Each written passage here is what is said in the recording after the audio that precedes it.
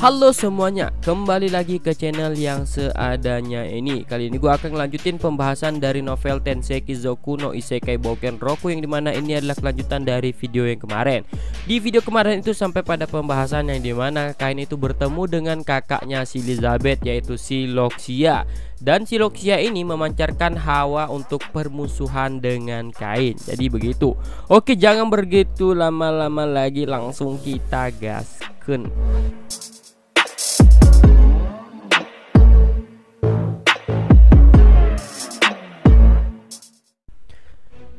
Nah, setelah pertemuan pertama antara Loxia yang adalah statusnya sebagai kakak Elizabeth atau kaisar selanjutnya dengan Kain, pertemuan itu menunjukkan si Loxia ini ingin menunjukkan permusuhan kepada Kain. Dan juga Seto itu mendukung penuh dengan sifatnya Kain ya gitu. Jadi untuk mencegah peperangan. Setelah mendengar pernyataan dari Seto, wajah Loxia pun semakin serius. Dia tampak menatap dengan tajam, namun Seto sama sekali tak terlihat terpengaruh. Karena baginya Kain jauh lebih menakutkan, sehingga ia berani menegaskan bahwa apapun yang terjadi, negerinya telah memutuskan untuk tidak berpartisipasi dalam perang karena itu sudah ditetapkan di antara para bangsawan mereka. Sehingga bahkan jika itu atas keinginan putra mahkota kekaisaran iblis sekalipun, keputusan itu tidak akan berubah. Seto pun tak terlihat akan mundur. Dengan ekspresi seriusnya, ia pun tak mengalihkan pandangannya dari Loxia sedikit pun, sambil mengatakan bahwa dia tidak berniat untuk merubah apa yang telah dikatakannya, bahkan jika kerajaannya harus melawan seluruh ras iblis sekalipun. Loxia pun tersentak mendengar perkataan Seto tersebut, karena sampai saat ini Seto belum pernah sekalipun melakukan penentangan terhadap sang putra mahkota. Loxia pun akhirnya lulus setelah berhadapan dengan Seto yang menunjukkan ekspresi serius dan penuh tekad itu, sehingga ia pun mengalihkan pandangannya dan kemudian menarik napas dalam-dalam. Loxia pun bisa mengerti keinginan Seto. Jika perang terjadi, maka persahabatannya dengan Kain itu akan hancur, sehingga Seto sangat-sangat keras menolak perperangan itu. Namun Seto membantah bahwa persahabatannya dengan Kain itu adalah alasan utamanya yang ia menolak perperangan. Karena sebenarnya Seto juga tidak masalah dengan melakukan peperangan dengan ras manusia. Hanya saja Seto tidak akan pernah menantang Kain. Mendengar alasan Seto itu, Loxia pun terkejut karena Seto sampai segitunya membela Kain. Meskipun Kain adalah seorang bangsawan, namun dia masihlah seorang anak-anak. Mendengar pertanyaan Loxia, Seto pun menghela napasnya dan kembali berbicara setelah sekilas melirik ke arah Kain. Seto pun menjelaskan jika Kain mengambil sikap permusuhan, Seto pun menjelaskan jika mereka mengambil sikap permusuhan dengan Kain, maka sudah bisa dipastikan bahwa nasib ras iblis akan binasa. Bersamaan dengan perkataan Seto itu berakhir, Loxia pun dengan penuh amarah memukul meja dengan tinjunya dan kemudian berdiri. Loxia sangat tidak terima jika kekaisarannya akan kalah melawan anak kecil seperti Kain. Seto pun menegaskan kembali bahwa apa yang dikatakannya itu memang sebuah kebenaran. Seto pun sudah mengetahui kekuatan asli Kain. Bahkan lebih tepatnya dia tidak mengetahui seluruh kekuatan Kain. Namun bahkan dari kadar yang dia ketahui saja, Kain sudah lebih kuat dari dirinya yang merupakan seorang raja iblis yang tidak akan kalah melawan iblis manapun. Itu semua karena Seto pernah mendengar cerita dari Kain bahwa di dunia itu telah tersegel dewa jahat dan pecahannya tersebar ke seluruh dunia, dan mereka yang terpengaruh oleh pecahan itu akan mendapatkan kekuatan yang sangat besar. Namun mereka cenderung tidak dapat mengendalikannya dan akan berujung kepada kehancuran, bahkan jika itu ras manusia maupun ras iblis sekalipun. Jika hal itu terjadi di negeri manusia, Kain dapat berusaha mengatasinya. Namun jika hal demikian terjadi di negeri para iblis, maka Kain tidak akan bisa segera mengatasinya. Karena itulah alasan Kain menceritakan hal itu kepada Seto sebagai sahabatnya, dan agar segera memberitahunya jika terjadi sesuatu di negara iblis. Awalnya bahkan Seto tidak mempercayai hal itu. Namun setelah Kain menunjukkan statusnya kepada Seto dan membeberkan semua isi statusnya itu, Seto pun percaya bahwa Kain adalah sosok yang dapat dipercaya oleh ras iblis maupun ras manusia. Ketika Seto melihat status milik Kain, dia benar-benar terkejut dengan isinya sampai ia menangis gembira. Dia tak pernah sebangga itu karena telah mendapatkan kepercayaan dari Kain. Terlebih lagi, titel yang tertera di status Kain itu adalah utusan dewa dan demigod, sehingga Seto tidak sebodoh itu sampai ingin memusuhi sosok dewa seperti Kain. Seto benar-benar menaruh kepercayaan kepada Kain dan dia telah menetapkan dalam hatinya bahwa dia tidak akan pernah bermusuhan dengan Kain yang telah menganggapnya sebagai teman. Melihat Seto yang sama sekali tak berniat untuk mundur, Loxia pun kembali duduk seolah-olah dia telah kalah. Dia pun tidak menyangka Kain bisa selayak itu. Seto pun hanya mengangguk tanpa mengatakan apapun.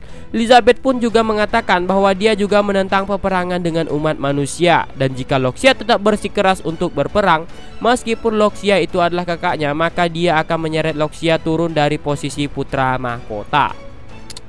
Tidak hanya Seto, bahkan Elizabeth juga sampai menyatakan penerangannya. Apalagi dia sampai mengatakan akan mengambil posisi putra mahkota dari Loxia yang membuat Loxia tercengang mendengarnya. Berdasarkan pendapat mereka itu, Loxia pun dapat menerka bahwa Kain bukanlah seorang bangsawan biasa. Loxia pun mengarahkan pandangannya kepada Kain dengan gerakan yang canggung dan bertanya kepada Kain jika saja sampai perang dengan ras manusia pecah, apa yang akan terjadi. Mendengar pertanyaan dari Loxia itu, Kain pun memasang wajah serius dan kemudian menjawabnya dengan mengatakan bahwa jika saja ada satu saja manusia yang menjadi korban, maka dia akan memaksa pasukan iblis pulang ke negeri mereka. Meskipun Kain sendiri tidak bisa menjamin para iblis masih punya negeri untuk pulang. Gila. Kain pun menjawab dengan sedikit nada mengancam yang membuat baik Seto maupun Elizabeth tidak akan menerima jika terjadi pembantaian tersebut. Dan memang Kain pun tidak berniat melakukan itu, namun bukan berarti Kain tidak bisa melakukannya. Meskipun Loxia tidak tahu apa yang dikatakan Kain itu benar atau tidak, namun dia tetap merasa canggung dan menelan ludahnya ketika Kain selesai mengatakannya. Loxia pun mengerti, meskipun dia tidak dapat memutuskan itu sendirian, tapi dia akan camkan perkataan Kain itu di hatinya. Karena sebentar lagi akan ada rencana pertemuan yang membahas rencana ke depannya. Loxia pun bersyukur jika Kain bisa berada di istana itu dan dia juga sangat mengandalkan Elizabeth untuk membantunya. Elizabeth pun setuju. Berbeda dengan Loxia yang dipenuhi ketegangan, Elizabeth pun hanya tersenyum seakan penuh dengan keceriaan. Karena butuh waktu beberapa hari untuk mengumpulkan para raja iblis, maka Kain pun sementara tinggal di istana kekaisaran sebagai tamu kehormatan. Seto sendiri memiliki mansion di kota itu, jadi dia pun akan menginap di sana. Awalnya Kain juga ingin berikut bersama Seto, namun Seto segera menolaknya karena Kain berstatus tamu kehormatan. Meskipun Kain agak terkejut ketika ditolak oleh Seto, namun ia terpaksa menyetujuinya sebagai seorang perwakilan dari kerajaan Esport. Namun di ruangan yang diantarkannya itu sudah ada Elizabeth dan dia selalu menemani Kain. Tentu saja Elizabeth tidak sampai berkata ingin tidur bersama di kamar tamu, tapi ia tetap terus berada di kamar itu sampai benar-benar tiba saatnya tidur. Setelah beberapa hari terlewati, para raja iblis di seluruh penjuru kerajaan pun telah tiba dan berkumpul untuk melakukan pertemuan dengan putra mahkota. Di ruang pertemuan istana itu, Elizabeth dan 4 orang raja iblis pun sudah berkumpul dengan Loxia, sang putra mahkota, sebagai pemimpin mereka. Di sana juga sudah hadir Ignis, sang penguasa kerajaan timur, August, sang penguasa kerajaan barat, Dennis, sang penguasa kerajaan utara, dan Seto yang memerintah kerajaan selatan. Keluarga kekaisaran dan 4 kerajaan raja iblis itu pun sering berkumpul untuk membuat keputusan tentang hal-hal penting. August adalah salah seorang raja iblis, itu pun bertanya kepada Loxia tentang kondisi sang kaisar mereka. Namun Loxia menggelengkan kepalanya dan menjawab bahwa masih belum ada perkembangan, bahkan setelah diberikan sihir penyembuhan, kaisar mereka masih tetap tertidur. Sejatinya kekuasaan tertinggi kekaisaran iblis dipegang oleh kaisar iblis, yaitu ayah Loxia dan Elizabeth. Namun sejak beberapa waktu lalu kondisinya memburuk dan saat ini dalam keadaan koma. Karena itu saat ini Loxia sebagai putra mahkota lah yang menggantikannya untuk mengatur pemerintahan. Bahkan setelah diberikan sihir penyembuhan, kondisinya pun tidak kunjung membaik dan malah menjadi koma tanpa bisa berbuat apa-apa. Loxia pun juga telah mengumpulkan berbagai informasi, namun dia masih belum menemukan solusinya. Kemudian, Loxia pun mengungkapkan alasannya itu meminta mereka semua berkumpul hari itu, yaitu untuk membahas tentang deklarasi perang kepada ras manusia. Karena Elizabeth telah kembali dengan selamat. Maka, belum sempat Loxia menyelesaikan perkataannya, Dennis pun berdiri dan menggebrak meja karena ia curiga Loxia akan membatalkan rencana peperangan mereka. Pada dasarnya Dennis memang memiliki karakter yang menyukai pertempuran, dan dia sangat menyukai situasi itu daripada masa-masa damainya sebagai Raja Iblis. Pada dasarnya dia memang menggunakan kekuatannya untuk menjadi Raja Iblis. Namun setelah menjadi Raja Iblis, dia pun jadi sangat jarang bertarung. Meskipun dia sering mengalihkan perhatiannya dengan melakukan perburuan monster, namun tetap saja dia masihlah lebih suka dengan pertarungan sungguhan. Sambil melipat kedua tangannya, Seto pun menyuarakan penolakannya dengan nada sedikit kesal dengan mengatakan bahwa apapun yang terjadi, dia tidak akan mengeluarkan pasukannya dan menentang peperangan. Ignis dan August pun menyuarakan netralitas mereka. Kemudian Elizabeth yang sedari tadi mendengarkannya pun akhirnya memulai membuka mulutnya. Elizabeth pun meminta maaf karena telah membuat masalah. Elizabeth menjelaskan bahwa banyak hal yang telah terjadi di negeri manusia, namun dia tak memiliki dendam pada mereka. Jika mereka semua menjadikan kejadian itu sebagai dasar untuk memicu perang, Elizabeth meminta mereka untuk menghentikannya. Karena jika mereka masih memaksa untuk berperang, maka mereka pasti akan kalah. Namun Dennis langsung kesal setelah dikatakan dia pasti akan kalah sebelum bertarung. Harga dirinya yang menjadi Raja Iblis berkat kemampuannya itu pun tak mengizinkan hal itu, sehingga Dennis pun meminta pendapat Loxia tentang hal itu. Loxia pun menjelaskan bahwa pada awalnya dia juga berpikir bahwa mereka perlu membalas dendam. Namun Elizabeth datang bersama dengan seorang perwakilan dari ras manusia, dan orang itu adalah orang yang selama ini merawat Elizabeth.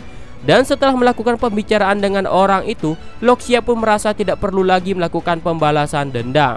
Loxia pun menjawab dengan tenang sambil melipat tangannya. Namun Dennis tampaknya masih belum puas. Bahkan meskipun itu adalah perkataan putra mahkota sekalipun, sehingga dia pun meminta untuk dipertemukan dengan Kain dan akan memutuskannya setelah bertemu dengannya. Loxia pun melirik ke arah Elizabeth dan Elizabeth pun hanya mengangguk tanpa berkata. Loxia pun mengerti dan menyuruh Elizabeth untuk memanggil Kain ke ruang pertemuan mereka. Elizabeth pun berdiri dan meninggalkan ruang pertemuan. Sejak ruangan itu ditinggal oleh Elizabeth, semuanya pun hening dan tak seorang pun yang berbicara. Namun tiba-tiba kesenyuman itu pun pecah. Ignis yang sebelumnya mengatakan netral tiba-tiba melontarkan pernyataan bahwa keputusannya juga tergantung dari penilaiannya kepada Kain. Karena menurutnya ada kemungkinan Loxia dan Elizabeth telah terkena tipu daya oleh Kain. Meskipun Seto juga menolak perperangan itu, namun Dennis berniat untuk memusnahkan Kain. Bersamaan dengan itu, ruang pertemuan itu pun diliputi oleh aura membunuh. Aura itu pun dipancarkan oleh Seto dan ia pun menatap tajam ke arah Dennis. Namun, Dennis juga merupakan Raja Iblis sama seperti Seto, jadi dia pun tak mungkin mundur setelah menerima aura membunuh seperti itu. Keduanya pun saling melotot, namun tiba-tiba terdengarlah pintu yang diketuk dan Seto pun melepaskan aura membunuhnya. Ketika Loxia memberikan izin, pintu pun terbuka dan Kain pun memasuki ruangan bersama dengan Elizabeth. Kain juga sempat merasakan aura membunuh dari Seto dan merasa situasinya sedang buruk. Namun, Kain berusaha untuk tidak menampakkan itu di wajahnya dan memilih untuk segera duduk di tempat yang disediakan oleh Elizabeth. Loxia pun memperkenalkan Kain yang merupakan seorang ras manusia yang datang sebagai perwakilan kerajaan manusia itu.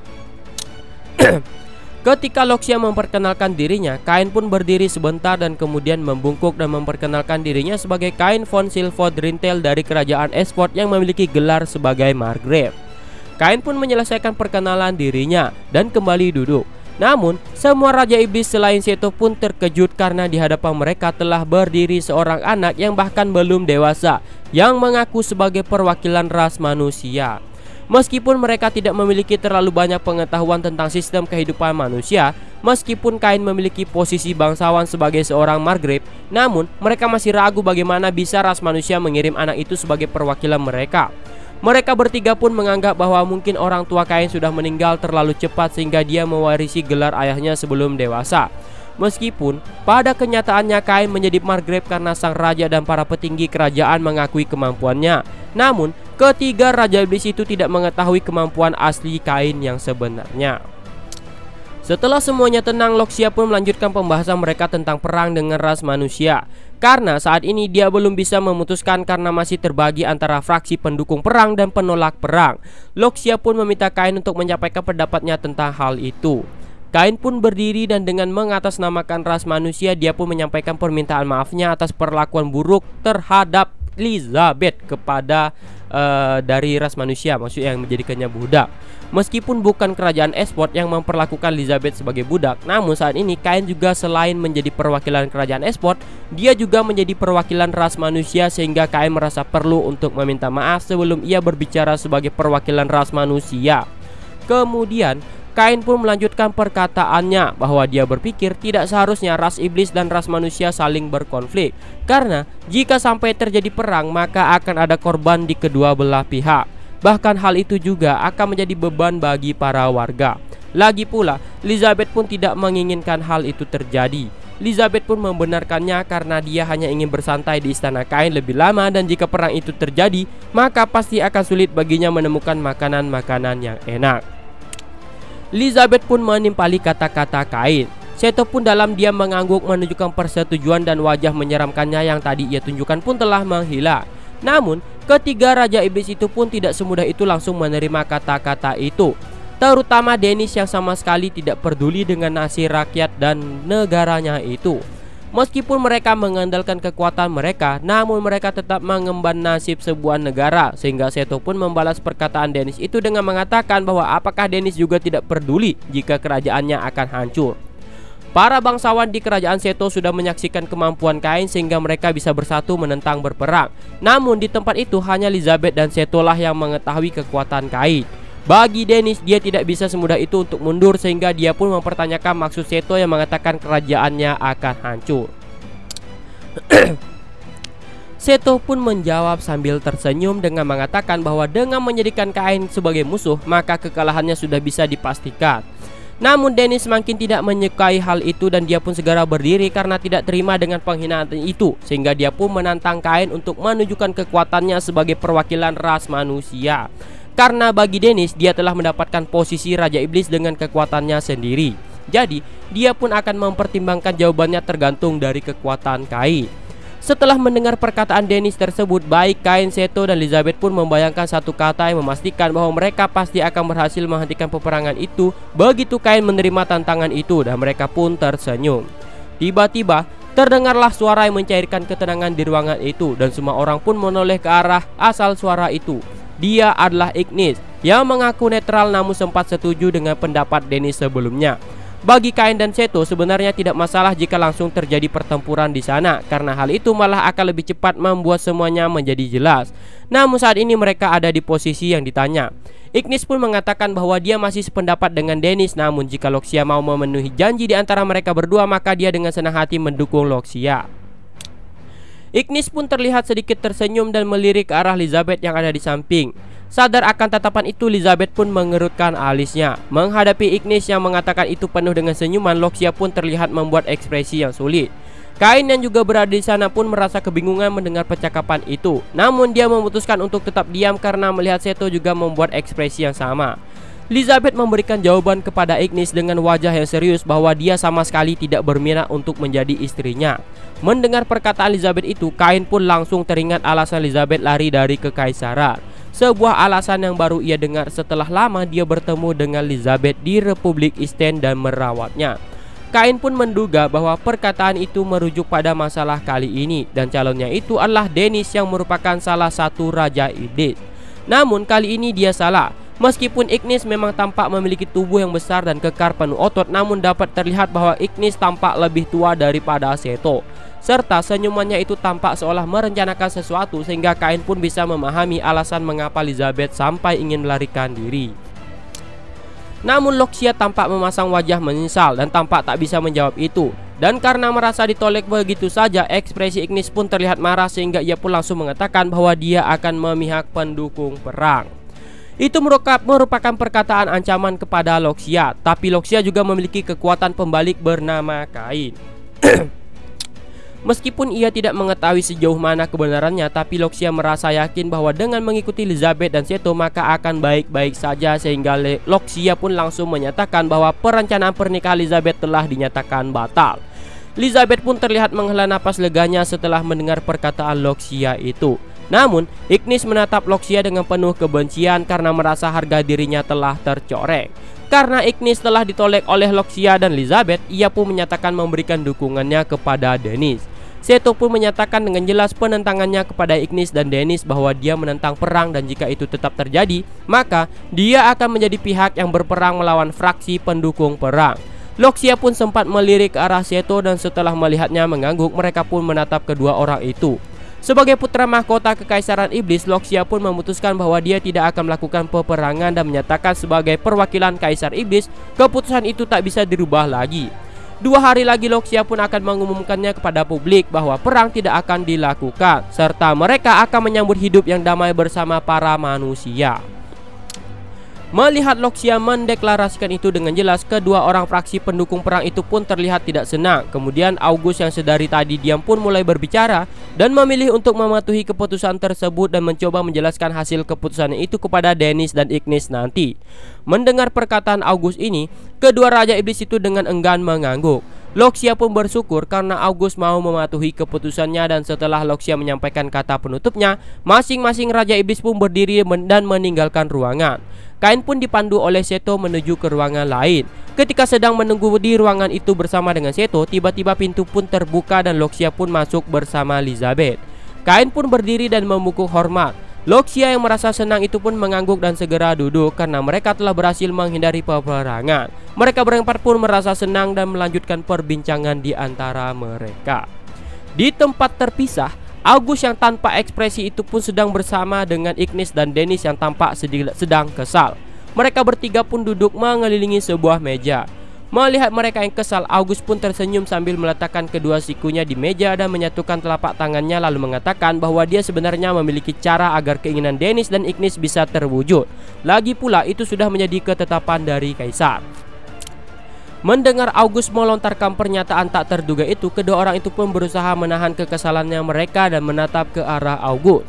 August pun menjelaskan bahwa saat ini kekuasaan di Kekaisaran dipegang oleh putra mahkota, dan keluarga Kekaisaran hanya ada 3 orang termasuk Kaisar itu sendiri. Namun saat ini beliau terus berada di tempat tidurnya, sehingga jika ada sesuatu terjadi pada putra mahkota itu, maka berikutnya Putri Elizabeth lah yang akan meneruskan tahtanya. Namun Putri Elizabeth itu buruk dalam politik, sehingga dia butuh seseorang untuk membantunya, dan sebagai ras iblis mereka selalu mengedepankan kekuatan, dan berkat itu mereka bisa menjadi Raja Iblis. Karena jika kamu punya kekuatan maka kamu diakui sebagai kaisar pun tidak masalah. Kata-kata August pun membuat mereka berdua semakin dekat dengan meja. Mereka pun setuju karena itu memang mungkin dilakukan menurut mereka. Bahkan jika Seto yang sangat kuat itu pun hanyalah seorang Raja Iblis, sedangkan mereka bertiga sudah unggul dalam jumlah.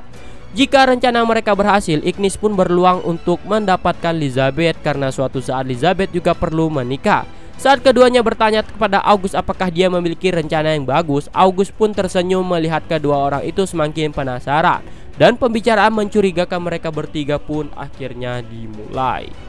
Nah, mungkin sampai di sini dulu untuk pembahasannya kali ini. Agak sedikit kecewa ya karena tidak ada peperangan antara Raja Iblis melawan Kain gitu. Jadi maksud arti itu biar ada peperangan si Dennis kah, si Ignis kah, atau si August kah gitu menantang Kain gitu ya. Di sini gue akan mendukung fraksi perang sih biar lebih menarik ceritanya. Mungkin di cerita selanjutnya itu akan ada rencana jahat dari ketiga Raja Iblis ini untuk menjatuhkan kekaisaran dan melawan si Kain gitu ya. Dan mungkin sampai di sini dulu dan see you.